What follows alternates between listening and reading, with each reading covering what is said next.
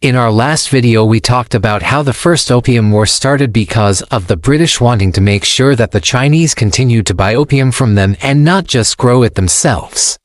We ended the video with the Chinese making it clear that they wanted all foreign devils out of China and were gonna now start kicking them out unless they stopped bringing opium into the country. Well, the British weren't having that and were about to teach the Chinese another lesson. But before we get into the war, let's do a quick recap. The last video was our first episode of the Opium Wars, and many of you commented asking for more episodes of the series. So we're going to do 2 videos for this war, this one, and then another detailing the latter half of the war and its aftermath. If you want to see more videos after that, please hit the like button and subscribe so we can continue to make videos about this interesting topic. So the main point at which the last video ended is where the Chinese are about to kick out the British. This is not going to end well for them. In October of 1856, the Chinese confiscated a British-registered ship called the Arrow for smuggling opium. The crew of the Arrow appealed to the British consulate, but the British decided not to intervene, probably because they knew that the Chinese had a good case against the ship. However, a few days later, an even bigger problem arose when the Chinese authorities arrested another British ship for trying to smuggle opium. Again, the British consulate could have intervened, but once again refused to do so. Instead, the British decided to take action. On November, a few hundred British soldiers attacked and captured the Chinese fort on Twenty Island near the coast of China, killing or injuring several hundred Chinese soldiers. They then landed 2,000 troops in Shanghai and marched on the city. This force was made up of British units from India, plus Marines from the Royal Navy and some Chinese converts to Christianity who wanted to overthrow the Qing government. Also at this time, the Chinese were fighting a massive rebellion in the north of the country by a group called the Society of Righteous and Harmonious. And the British hoped that they could use this force to put down the uprising. After hearing about the attack on the island, the Qing government quickly sent an army to stop the British. The British easily defeated the Chinese and occupied Shanghai. The Qing government was very angry and wanted to punish the British. However, the British did not want to leave China without getting something in return for their trouble. So the 2 sides met together to negotiate peace. One of the main points of contention was the large amount of opium that the Chinese had seized during the recent crackdown. The British wanted to know what had happened to the opium, and the Chinese were less than forthcoming about the situation. The Chinese claimed that they had destroyed most of the opium, but the British didn't believe them and demanded compensation for its value. Eventually, the Chinese agreed to pay around $2 million silver to the British merchants who had lost their opium. But the British were not satisfied with this arrangement and wanted more. They also wanted to be allowed to keep some of the money that the Chinese government had paid them to release the Arrow ship that they had seized. The Chinese rejected this demand, and so the British decided to declare war on China. At the same time, the Chinese were still fighting the Taiping rebels in the south, and they thought that the British would be more concerned with the war in India. So they rejected the British ultimatum and prepared for war. The British began by sending a large naval squadron to blockade Chinese ports and prevent any supplies from reaching the Chinese army. The British also began to land troops in various locations around the coast, including Ningpo, Shanghai and Beijing. The British were hoping to capture Beijing and force the Qing government to sign a peace treaty. However, the British underestimated the strength of the Qing army and they were soon pushed back from Beijing. The British decided to retreat to Shanghai, but the Qing army pursued them and forced them to fight a battle at the Yangtze River. The British were outnumbered, but they were able to defeat the Qing army with their superior firepower. The British then returned to Shanghai and began to prepare for a siege. The Qing government believed that the British would not be able to withstand the siege, and that they would eventually surrender. However, the British were able to hold out for several months, and the Qing government began to run out of supplies. The British were able to receive supplies from other European powers, but the Qing government was unable to get any help from other countries. Eventually, the Qing government realized that they could not win the war and they asked for peace negotiations. The British were victorious and forced the Qing government to sign a treaty that gave them everything that they had demanded. So what were these demands? The British demanded that the Qing government open up more ports for trade, allow missionaries to preach Christianity in China, and give them control over the former Chinese imperial port of Hong Kong. The British also demanded that the Chinese government pay them a large sum of money to compensate for the loss of their opium. The British had hoped to capture Beijing and force the Qing government to give them more concessions, but they were unable to do so. The British also hoped that the Qing government would agree to give them more trading rights in China, but this did not happen. So, why did the British win the war? The British won the war because they had a stronger military than the Chinese. The British also had better technology, which helped them to defeat the Chinese army. Finally, the British were able to receive supplies from other European powers, while the Qing government was not. Now let's talk about why France got involved in the war. So France joined the war because of an incident that occurred in 1851. In 1851, a French missionary named Auguste Chapdelaine was traveling in China. He was arrested and accused of spying. He was tortured and eventually executed. The French were outraged and demanded that the Qing government apologize for his death. The Qing government refused, and the French decided to join the war. The French did not have a large force in China, but they did have a strong navy. The French navy was able to help the British blockade Chinese ports and prevent the Qing government from getting any supplies. The French also sent a small army to China to fight alongside the British. The Second Opium War resulted in the victory of the Western powers and the defeat of China. The Qing government was forced to sign a treaty that gave the Western powers everything they wanted. This was a humiliating defeat for China, and it marked the beginning of China's century of humiliation. The Second Opium War was caused by the desire of the Western powers to expand trade in China and to legalize the opium trade. The war was fought between the United Kingdom and France on one side, and the Qing dynasty of China on the other. The war resulted in a victory for the Western powers and a defeat for China. The Second Opium War was one of the most important events in Chinese history. It marked the beginning of China's century of humiliation, and it had a profound impact on the course of Chinese history. So now we come to the end of part 2 of the Opium Wars. Please remember to hit the like button and subscribe if you want to see more videos. Thank you for watching. Warring States. It is June 29, 1858, and the Imperial Chinese are taking serious losses against an alliance of British and French troops. That means today is an important day in history because we will see the results of this battle, which could end the Second Opium War and change China forever. But first, let's go back a few weeks. On May, British and French forces captured Canton, Guangzhou, the largest city in southern China and one of the most important trading hubs in all of Asia. This victory allowed them to take control of the mouth of the Pearl River, blocking the Chinese from exporting the raw materials that they needed to continue making opium. After holding Canton for 2 months, the Allies demanded that the Qing government in Beijing allow them to station troops in the city permanently. When the Chinese refused, the Allies decided to march north up the coast to capture more cities along the way. They fought many battles with Chinese forces and won most of them. But their biggest challenge came when they arrived at the Taku forts near Tianjin in August. These forts were built by the Chinese to defend the nation's capital, Beijing, and were much stronger than anything the Chinese had built before. For 3 years, the Allies had been attacking Chinese riverboats and coastal fortifications, but nothing like these forts. They were massive, housing around 30,000 troops and armed with massive cannons that the Allies had never seen before. As a result, the Allies struggled to make any progress against the forts. Even though they brought siege artillery with them, the fort's thick walls absorbed most of its power. As time passed, the Allied forces began to suffer from supply shortages and the onset of winter. Both of these problems made it very difficult to continue the offensive. As a result, in October, both sides agreed to meet together and make peace. On October 24, 1858, the Allies and the Chinese signed the Treaty of Tientsin. In it, the Chinese agreed to legalize the opium trade, open more treaty ports, cede Hong Kong Island to Britain, and much more. The British and French were ecstatic.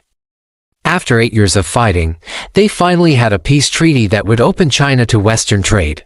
However, the Qing Emperor back in Beijing refused to ratify the treaty. He was too afraid of what the Chinese people might think if he signed it. You see, for centuries, the Chinese had viewed themselves as the Middle Kingdom, the center of the world.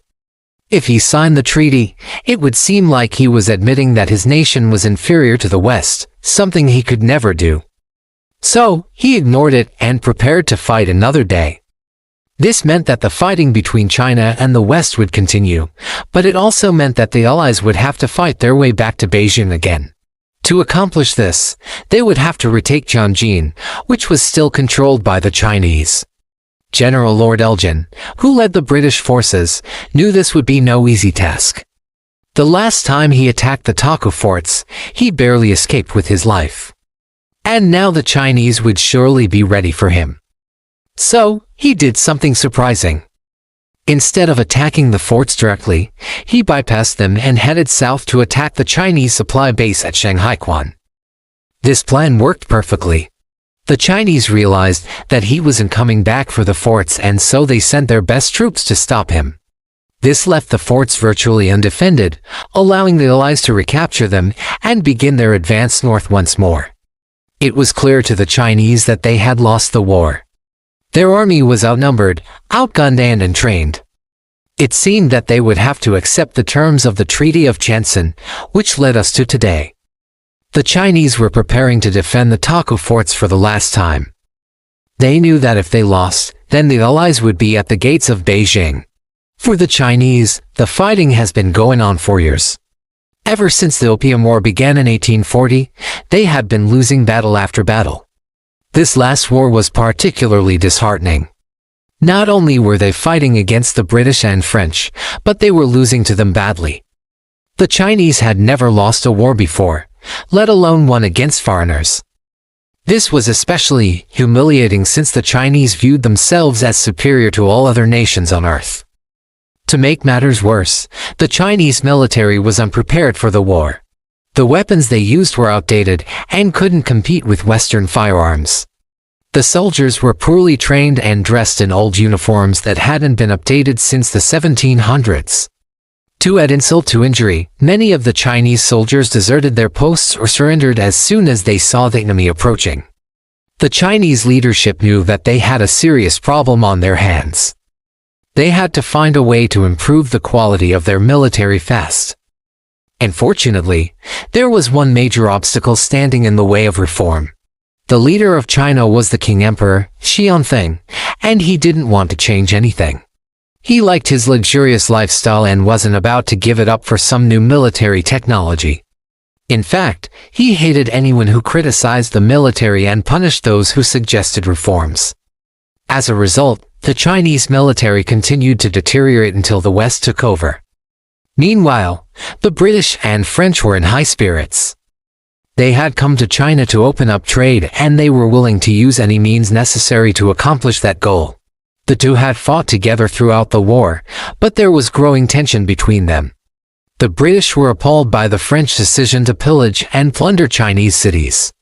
However, the French felt that the Chinese had started the war and it was their right to punish them. General Lord Elgin, who led the British forces, tried to keep the peace between the two, but it was becoming increasingly difficult. The Chinese were not only surrendering in droves, but also giving them valuable information about how to attack the capital, Beijing. This made the British suspicious of the French. They didn't know if they could trust their ally to protect their interests in Beijing. Tensions reached a breaking point when the Allies approached the Taku forts. The French wanted to attack immediately, but the British argued that they needed more supplies first. This disagreement nearly caused a split between the two nations, but they managed to hold together long enough to win the war. Now that the Chinese were defeated, the British and French were preparing to enter Beijing. They knew that the Qing Emperor wouldn't surrender, so they were ready to take the fight to him. The Chinese had put up a good fight, but it was clear that they were no match for the Western powers. The British and French were much better equipped and trained, and they had the advantage of numbers. The Qing Emperor knew that he was in trouble. His forces were being pushed back, and he was running out of options. He tried to flee the city, but the Allies were hot on his trail. He had no choice but to stay and fight. As the Allies entered Beijing, the Qing Emperor and his family fled to the Old Summer Palace, one of China's most famous landmarks. They hoped that they would be safe there, but the British had other plans. They looted and burned the palace, destroying much of China's cultural heritage. The Qing Emperor was forced to flee once again, this time to the Summer Palace, where he remained until the war was over. The Allies had won the war, but they had also destroyed much of China in the process. They had burned cities, killed thousands of civilians, and looted some of China's most famous landmarks. The Chinese were furious and vowed revenge, but the Allies didn't care. They had what they came for and they were willing to do whatever it took to get it. In the end, the Allies forced the Chinese to sign the Convention of Peking, which was even more humiliating than the Treaty of Tientsin. In addition to the provisions of the previous treaty, China was forced to cede the Kowloon Peninsula to Britain, legalize the opium trade and pay an indemnity of £1 million to the Allies. The convention was a disaster for China. It marked the end of centuries of Chinese isolationism and set the stage for the country's transformation into a Western puppet state. For the Allies, the war was a great victory. They had defeated China and forced the country to open its doors to trade. The war also showed the world the power of Western imperialism. The Allies had come to China to open up trade, and they did whatever it took to accomplish that goal. In the aftermath of the war, Britain and France became the dominant powers in China. They controlled the country's economy and forced the Qing Emperor to make all major decisions with their approval. This lasted until the early 1900s when the Chinese people finally overthrew the Qing dynasty and established a new government. After the war, China was never the same. It had been weakened by years of fighting and was no longer the dominant power in Asia. The country was in turmoil and the people were looking for a new direction. Some turned to communism while others sought to revive traditional values. In the end, China would emerge as a new power in the 1940s under the leadership of Mao Zedong. However, this would come at a great cost. Millions of Chinese people would die as a result of warfare and political persecution. Today, China is a major player on the world stage. It is the second largest economy and a nuclear superpower. However, the country still faces many challenges. The gap between the rich and poor is growing and the environment is under constant threat. Only time will tell what the future holds for China. If you enjoyed this video, please hit the like button and subscribe for more content. Thanks for watching. So in my last video we talked about how Britain went to war with China over opium and the Chinese lost badly. Now it's time for part 2 where we talk about the Anglo-Chinese War part 2. Now first let's briefly recap where we left off.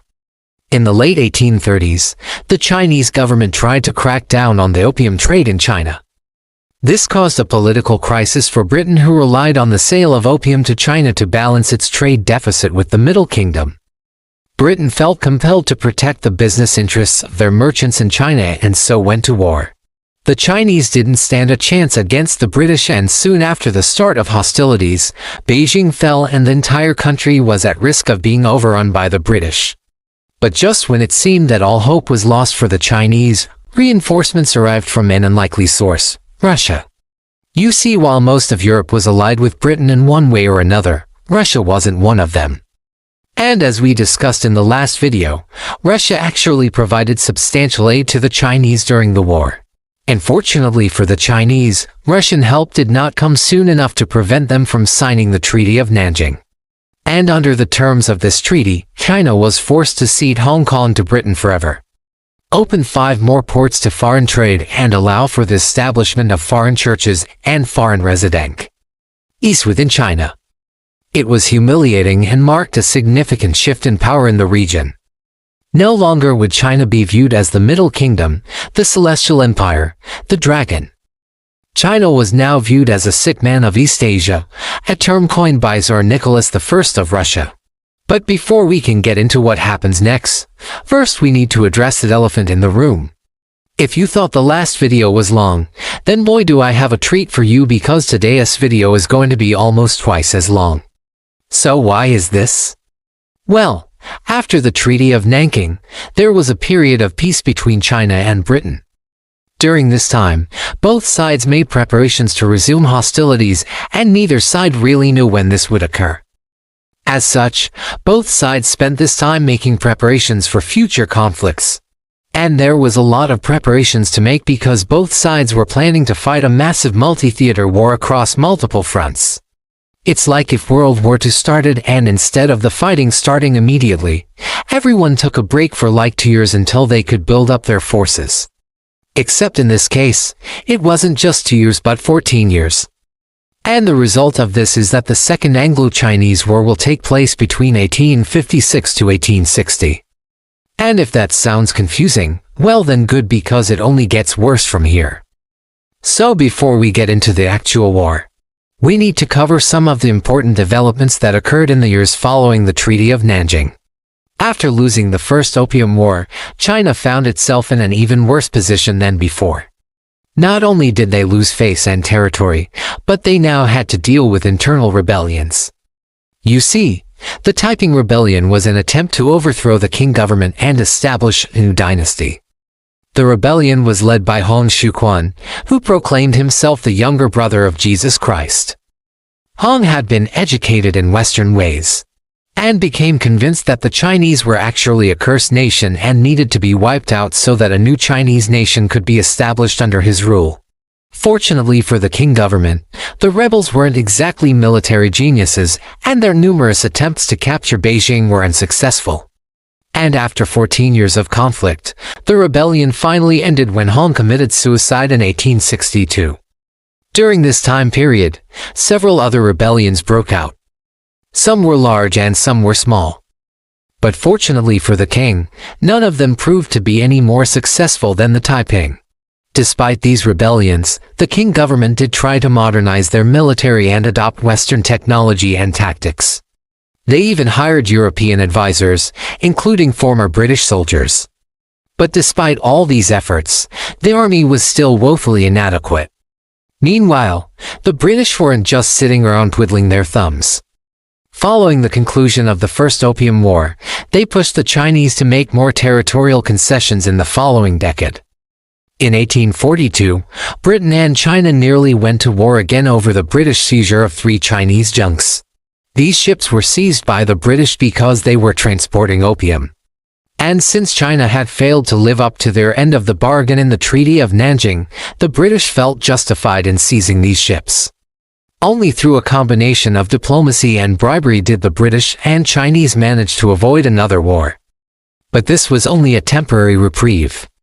In 1853, the Chinese began to crack down on Western missionaries within their borders and arrested a number of them. This outraged the British and the French, who demanded that the Chinese release the prisoners and issue an apology. When the Chinese refused, the French decided to invade. You see, unlike the British, the French never signed a peace treaty with the Chinese after the First Opium War. And so the French felt that they were still at war with China. To add to this, France's Second Republic had fallen and been replaced by the Second Empire under the rule of Napoleon III. And the new French emperor wanted to distract the French public from their domestic problems by going to war in China. And so the French launched a full-scale invasion of China. They attacked the city of Canton, which was defended by 20,000 Chinese troops. The Chinese fought bravely and managed to repel the attack. But after suffering heavy casualties, the Chinese withdrew from the city, which was then occupied by the French. Once the French realized that the Chinese were not going to launch a major counterattack, they occupied several more cities in southern China. Meanwhile, the British were preparing for war with the Chinese. Like I said before, the Chinese had violated the terms of the Treaty of Nanjing by not cracking down on opium imports. As such, the British had reason to go to war. However, the British did not want to fight alone. And so they pressured the Americans, Russians, and Dutch to join them in the conflict. However, only the Americans agreed to participate in the war. And so with their allies in place, the British and French launched a major attack on Chinese shipping. This caused the Chinese government to divert a number of its naval vessels to defend against the Westerners. This was fortunate for the British because it meant that the Chinese Navy was not present to defend against the British landing in the Yangtze River Delta. The British then marched inland and captured the city of Shanghai. From here, they advanced on the Chinese capital. At the same time, the Americans joined the conflict and landed in the Yellow River Delta. They quickly defeated the Chinese and occupied several key cities along the coast. Meanwhile, the French were having a much more difficult time. The Chinese fought back against the French and managed to push them back to Canton. It looked as though the Chinese might be able to hold off the French when suddenly the rest of the Western powers joined the conflict. This included the Portuguese, the Spanish, the Germans, the Swedes and Norwegians, the Austrians and the Russians. Yes, even the Russians, even though they had promised the Chinese neutrality in the event of a new war with the British. But don't worry too much about this because it turns out that the Russians actually sent troops to assist the Chinese, but they didn't tell the Chinese about it beforehand. Anyway, once the Russians joined the war, the Chinese had no hope of victory. In fact, it looked as though the Chinese might lose even more territory after the First Opium War. But fortunately for the Chinese, the Russians saved the day. It turns out that the Russians weren't very happy about the Western partitioning of the Ottoman Empire and were looking for an excuse to go to war with the British. And so it seems that Russia's main objective in the war was to weaken the British. This explains why the Russians didn't tell the Chinese about their intervention because Russia had no intention of helping the Chinese. But regardless, the Russians defeated the British in northern China and forced them to retreat south. But while the Russians were marching south, the British were able to regroup and stop the Russian advance. The result of this was that the bulk of the fighting in the war took place between the British, French and Chinese. Meanwhile, the Russians held a minor portion of northern China. At this point in the war, it was clear that the Chinese were not going to win. And so they attempted to sue for peace. The British and French rejected these peace feelers, however, and continued to push inland. In the summer of 1860, they captured the Chinese capital of Beijing. Once again, the Chinese attempted to sue for peace, but the British and French were in no mood for diplomacy. Instead, the Westerners looted Beijing and then retreated to Tianjin. From here, they dictated the terms of peace to the Chinese. These would become known as the Convention of Beijing. Under its terms, the Chinese had to cede Kowloon to Britain, open more ports to foreign trade, allow for the free movement of foreigners within China and grant most favored nation status to all of the Western powers. And so the war came to an end. Now, unlike the First Opium War, this war had significant consequences for Russia. Throughout the 19th century, Russia had acted as the protector of the Orthodox Christians in the Ottoman Empire. But following the Crimean War, the Russians no longer had the strength to maintain this position. And as such, the Russians abandoned the Orthodox Christians in the Ottoman Empire. This decision would later come back to haunt them because, as we shall see in future videos, the Ottomans would later find an even stronger protector in the form of the British. As for the Chinese, they suffered yet another defeat at the hands of the Westerners. And while they did not lose any additional territory, they did lose face. For the first time in centuries, China was no longer viewed as the Middle Kingdom, the Celestial Empire, the Dragon. Rather, China was now viewed as a weak and decadent power that could easily be manipulated by the Western powers. And so it was during this time that Japan began its rise as the new challenger to Western dominance in Asia. I'll see you guys next time.